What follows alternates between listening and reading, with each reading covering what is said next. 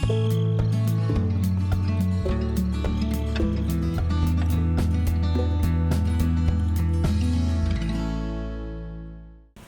everybody, we're back here on Gelvin Valley, Farming Simulator 15, enjoying a map created by Wild Wes. We are combining our largest field, field number 18, and starting to put a dent into it, although we've been going on here a couple episodes. Actually, to just see what kind of a dent, let's look at our map. We'll just pop it in here, and alright, there's field number 18. We got a dent in it, but lots to go. Just still hoping to put mainly a dent, not just in the field, but in our bank account headed the other way. Actually, he's getting full. Let me head to my tractor and get him going.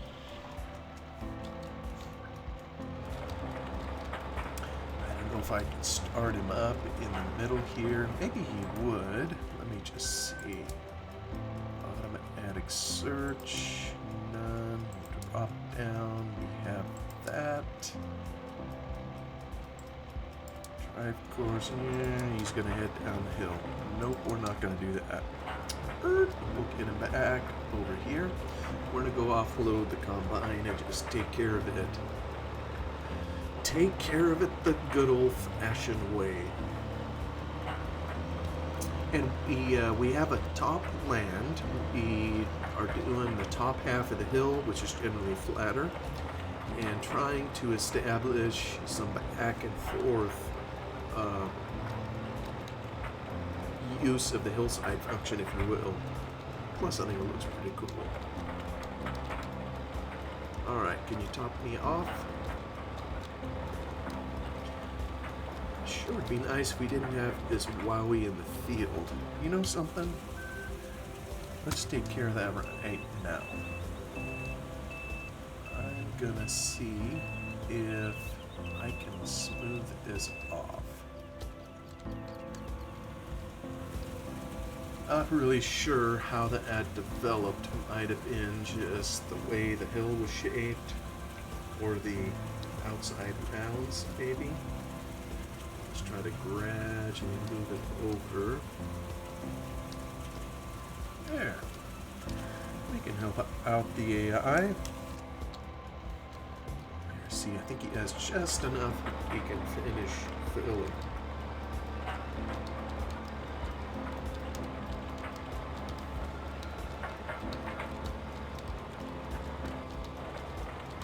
There we go.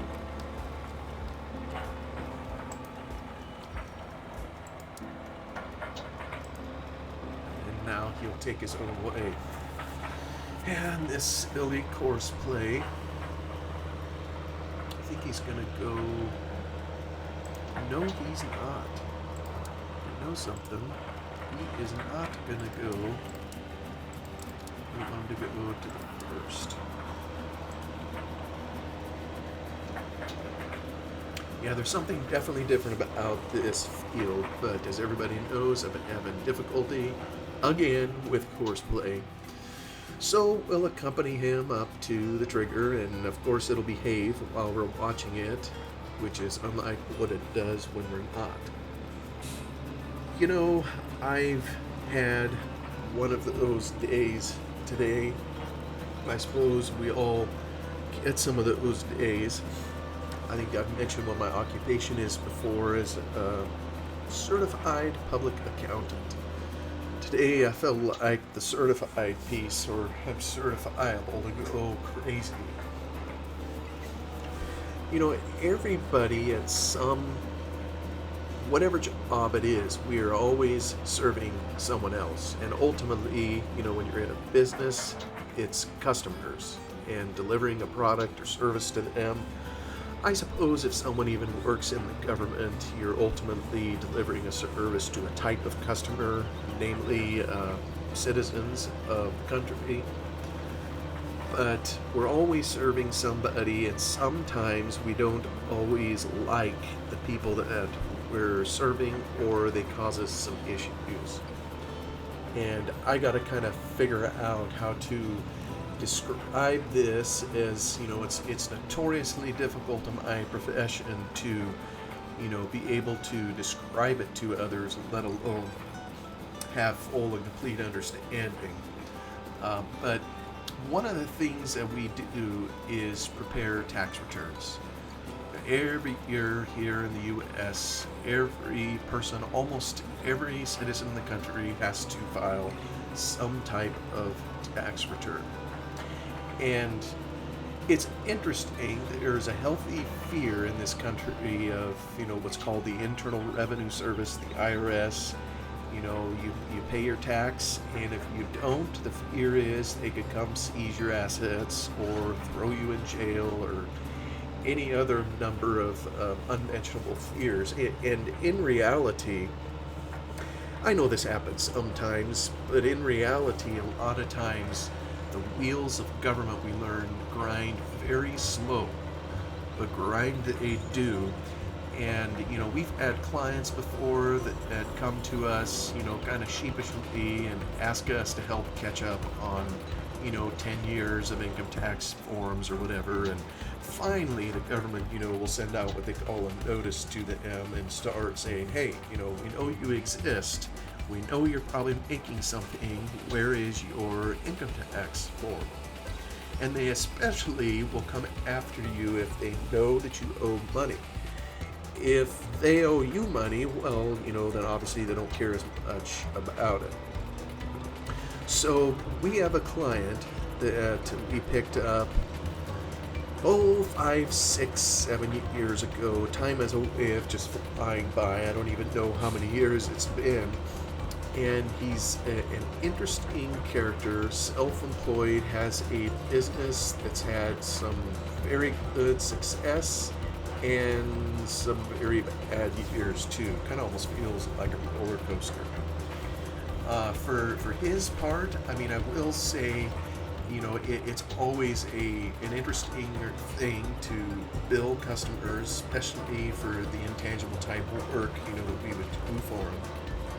And so that can always be an art more than a science, as to how to bill effectively the work that we do for clients, when a lot of times they have trouble understanding what we're doing, but that they know is necessary. But I'll say this for him, he's never complained a single time about any of our bills. He's always paid, and so I give that to him, and it's a good thing, because this fellow has caused a lot of interesting circumstances, additional stress, if you will, that a lot of times other clients don't cause. It isn't that he has personal drama, it's just maybe some things in his head that are oriented differently than maybe some of our other clients. That's maybe the kindest way I can put it. So here a few years ago, he and we can electronically file returns. We do it all through the computer. The client gives us permission. We send them off into the government, and we're done. That's the way we like to do it. It's very easy, very clean, once we get it all done. And we were doing this for him too. Well, for a few years there, the IRS, the Internal Revenue Service, sent him what's called a PIN code, and said, if you want to keep, we need to verify your identity, and to make sure it's you. We've had a lot of fraudulent returns filed in our country. It's not unheard of that someone will file a return on someone else's behalf and then steal the refund. So sometimes the IRS has picked certain taxpayers, given them a PIN to make sure that they are who they say they are. So they sent him some paperwork in the mail, and he promptly lost it. And how he lost it, why he lost it, I don't know. But for several years, he needed a PIN number in order to e-file his return. We didn't have it. And when you don't have it, you're no longer allowed to electronically file a tax return. So what we had to do instead was what is called a paper file. And paper file, all that means is the tax return is sent to the government in good old-fashioned paper, and you put it in the mail, you put a stamp on it, and you send it in. And so when we have clients who need to be paper filed, what we do is we prepare everything they need to send it in, and we have them come to our office and pick it up, and we send them home with detailed instructions. Here's the specific package you need to send in to this address. Here's how much it's going to cost you in postage. Here's the check you need to write if you owe tax, so forth and so on. We try to make it super easy so that as long as someone can read and follow instructions, they should have, no difficulties.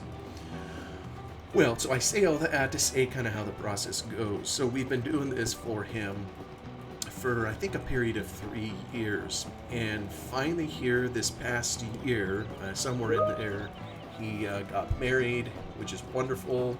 And with his wife helping him, there was a new PIN number sent to him by the government.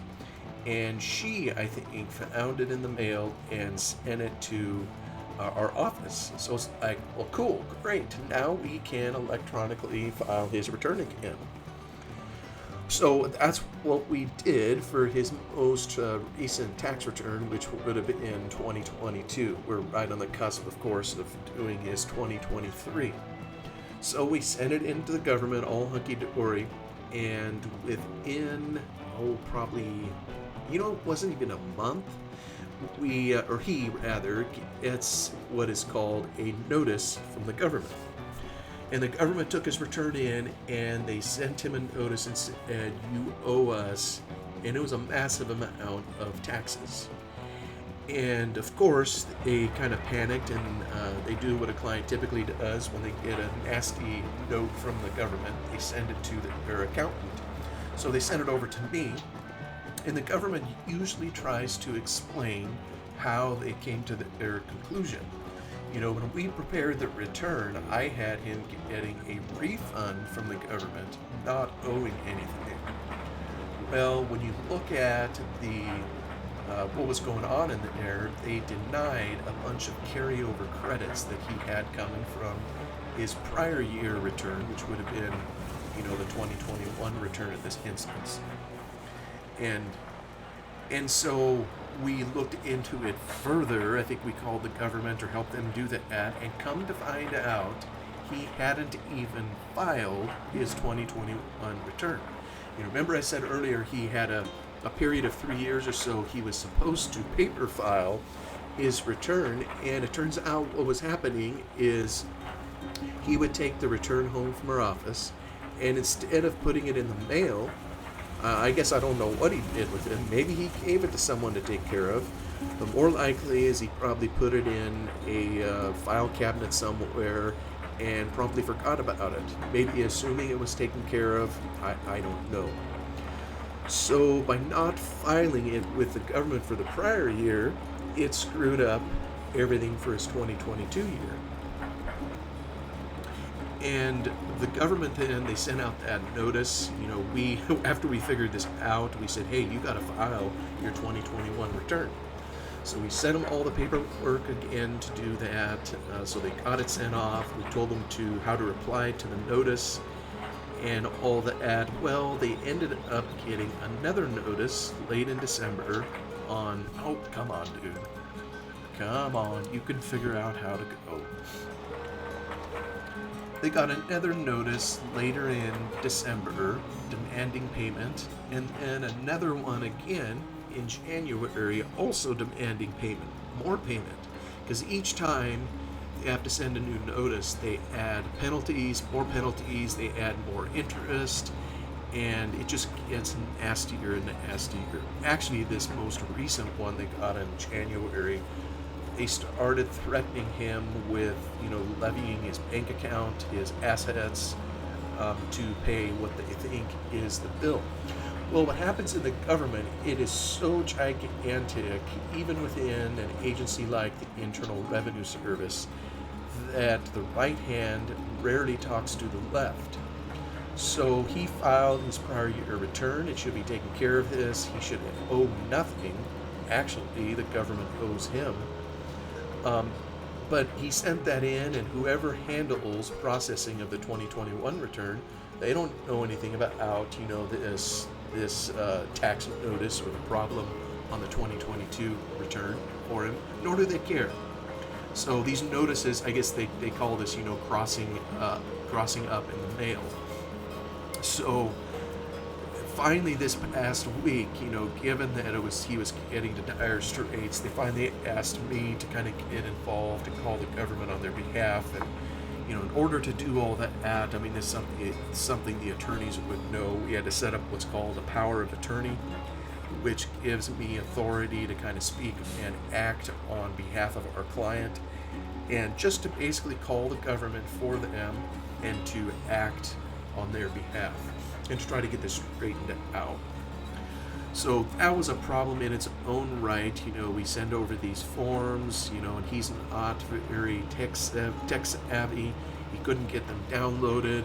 We need signatures. Finally, what we landed on is he showed up at our office. He picked them up in paper. Both he and his wife need to sign. I think he sent them to me on my cell phone later as pictures.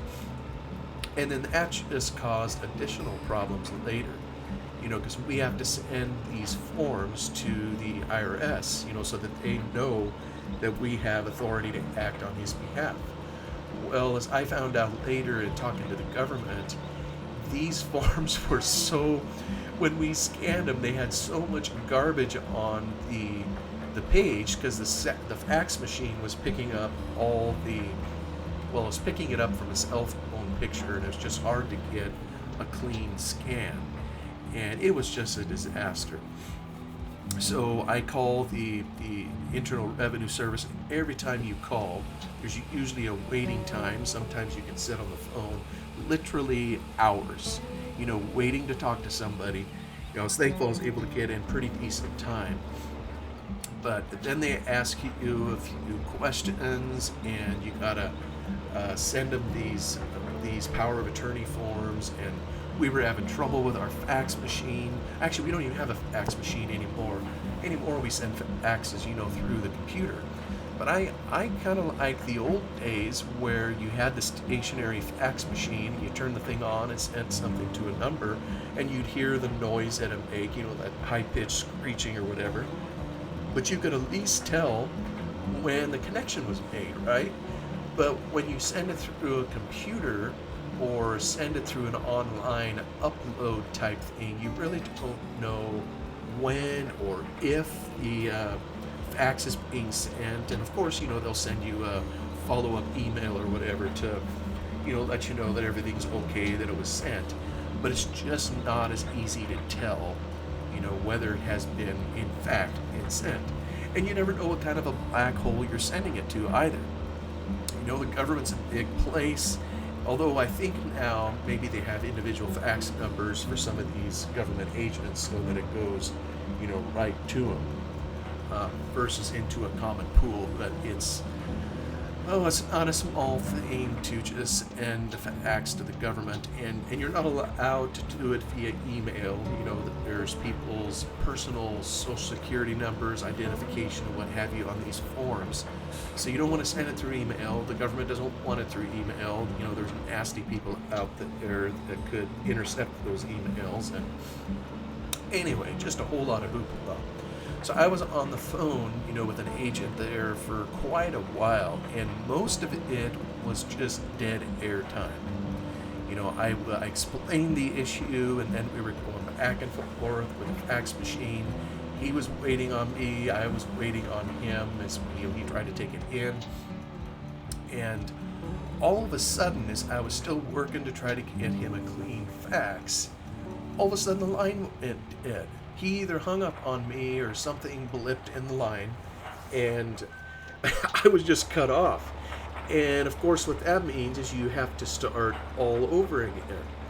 So I had to call the number again, and of course, I don't know how many hundreds or thousands of revenue agents there are, but it picked a brand new one, and I had to start over with her. And I said, I was just talking to so-and-so Can you transfer me over to him? And she's all, I'm sorry, we can't do that. I don't know why they can't. Maybe they're all in different locations for all I know. So I had to start all over with her. We had some issues with the fax machine again. And so we get through all that.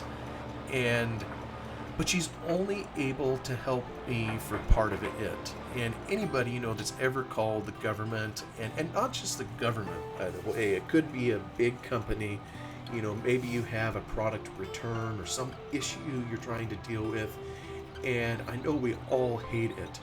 Oh, well, I can't help you with that. I need to transfer you to another department.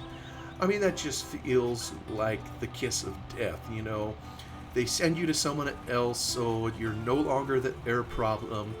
And of course, it's easy for them to transfer. You would think maybe that they would take pains to explain the situation to their colleague, or say, I've already checked this guy in. Here's the person he's dealing with. Here's all his information, so he doesn't have to validate his ID again and again. I mean, I got to prove who I am this whole time too. You would think that if I had sent these power of attorney forms, that they could just kindly pass them along to their colleague, but nope, they never do that. So she passed me off to someone else, and I had to start all over again with another one, explain what was going on, and explain what I was after. Yeah, the first person I talked to, she told me another problem that I hadn't heard before. The reason why they didn't even know that his 21 return was in there, and there's something else he needed to do. They had sent him a letter back in December, another letter that I knew nothing of, and he apparently lost.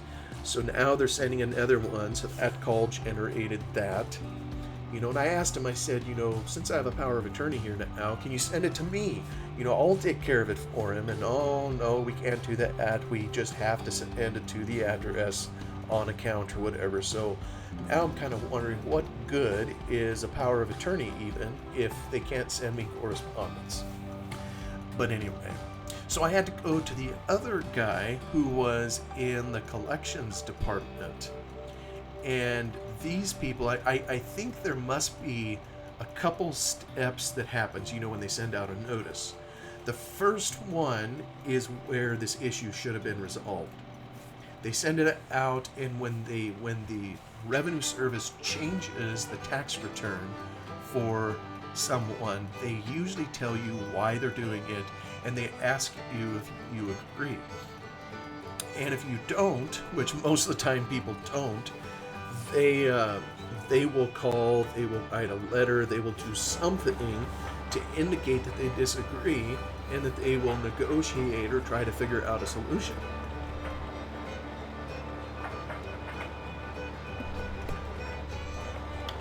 Well, that never really happened here, apparently. And so, after the first notice, the government must have said, okay, this is the truth of the matter, and you owe us some money, so now we're going to pass it over here to the collections department. So then the collections department goes to work, and they don't care what the nuances of the law is. They don't care that there's maybe an explanation. Their job is to go collect money and get it out of the hide of the taxpayer. So that's what they were doing. So the first lady I talked to, she had nothing to do with collection. She said, I can't get them to stop, so you need to call them and tell them what's going on so that they, give some worker ace time or whatever. So that's why I had to talk to them. Explain the whole thing over again. And at least, the good news is, at least when you take time to talk to these people, they're people like anyone else.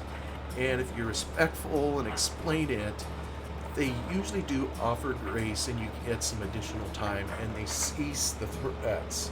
I think it's when people don't take it seriously and they figure they're just getting blown off, that they send out increasingly threatening letters just to get the attention of the people, so they can take care of the problem and move on. Everybody moves on with their day. Oops. Wow, he just does not like turning the corner here. Sure seems like there was a setting. I just don't remember where it was.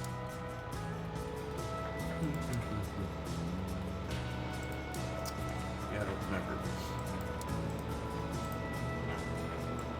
So anyway, I talked to these other people, and they kindly allowed, I think, let me see here, I think it's 6 months. It's actually quite a while. So basically a type of cease and desist, if you will. I'm sure if we ultimately owed money, that the penalties and interest would continue accruing kind of over that time period. But in this case here, I don't anticipate he's going to owe anything. He has plenty to cover. It is just mismatched kind of between the years. And the kicker is, we figured out in December that this client of ours hadn't filed his 2021 return. So we knew about that, and it was taken care of. But I came to find out today that he also hasn't filed his 2020 return. It just blew me away. It's just the lack of personal responsibility in taking care of this, when pains are taken to give someone instructions, what they need to do. What I'm waiting to have happen is for our client to start blaming me or our firm and everything. I mean, that seems to be what happens sometimes with people who don't take responsibility for their personal stuff, is they blame people. And fortunately, so far, he hasn't. I've been doing my best to try to take care of him, but this is teaching me, I guess, that this particular type of client, especially if he doesn't, complain about the bills or whatever, I just need to hold his hands for him and help him make sure this is taken care of, because I'm seeing that he just simply isn't gonna do it on his own. So he does have someone at the company where he works to help him with this. So I'm going to try to work with that person also to try to help, to get every bit of help I can to keep to keep this guy in compliance, with all the tax on him. And I'm wondering now just how many returns might he have out there that need to be filed but haven't. And oh, by the way, this is for the federal government, federal U.S. government. But as everybody here that are listening from the U.S. knows, most states also have an income tax. Not all, but most. And there's also a tax return that gets filed at the state.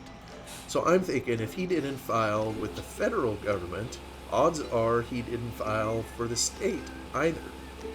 And so he's going to be getting more notices, maybe, and I'm going to try to head that off. I mean, we do have some tools where we can look it up on the state, and I want to see if he has properly filed these other years to just try to clear the deck and take care of all those things before the government comes and finds him and comes after him, with threats. And I kind of started this off by saying, in our country, there's a healthy fear of the government and particularly the Internal Revenue Service, for the audit. Nobody wants to be audited, where the government comes out, they stick their big nose into your business, they demand proof of all your receipts and expenditures, and, basically are looking for areas where they can increase tax payments into the government coffers. That's what they're looking for. They don't care about the taxpayer, but they're looking to get revenue for the government. And everybody hates that, of course. I mean, I would hate it too. But I've always wondered, and the government is silent on this, of course they're not going to tell people what the red flags are as to what triggers them to say, I'm going to go audit this person, that person, or whatever. They don't audit a huge number of people or businesses, and either the federal government can do it or the state can do it. And I don't know what triggers it at. But I do wonder that if a particular person, is willy-nilly on how they handle their paperwork or handle their filings, and if they're late, if they haven't turned a lot in, I don't know if there's a certain point where the government says, I am going to pick him. I'm going to go audit this person, because they're obviously not respecting the law, and maybe there's something there for me to take. So I hope that doesn't happen to this particular person. They'll probably blame me for sure. But if there's anyone, I mean, if he wasn't a client of our firm, if I said would deserve to be audited, I'd serve him right. Anyway, I don't know if any of all that made sense to anyone. I'm kind of just ranting after a day of dealing with this. Well, I say a day. It wasn't the whole day. I think what I put on the books was 5 hours of time. You know, whether it was on the phone, dealing with correspondence, you know, putting things in our file and pulling paperwork that I needed. 5 hours of time that didn't have to be spent. You know, if he would have only filed his returns when he was supposed to have, none of this, you know, would be taking place right now. But as much, you know, as I've kind of bemoaned what he's...